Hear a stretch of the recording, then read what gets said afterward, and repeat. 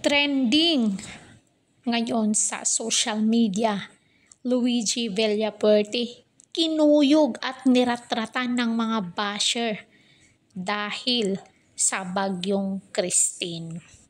Trending kahapon sa Twitter ang jowa ni Yasi Prisma na si Camarines Sur Governor Luigi Villapuerte at damay rito ang sexy actress.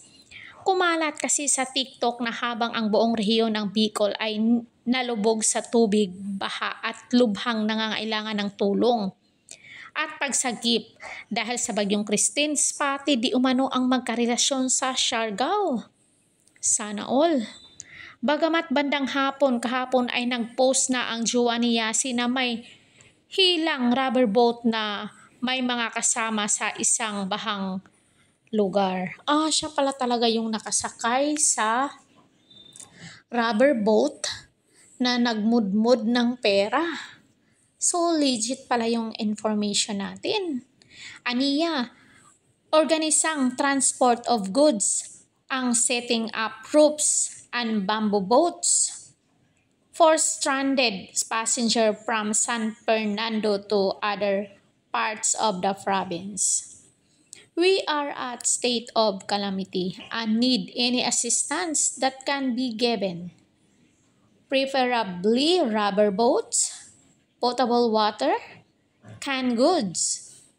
Thanks the uniformed personnel of the National Government Emergency Response Group of LGUs for their service and saving many lives. Mabuhay kayo. I also commend members of the community that give a helping hand. Rest assured, we are on the ground doing everything we are capable of. Buong post nito. Pero nauna nga siyang nabash dahil nga sa kanilang beach trip ni Yasi sa Siargao. Siguro hindi nila alam na magbagyo din. Pero 'di ba kung lugar mo yung nabagyo tapos ikaw yung gobernador doon.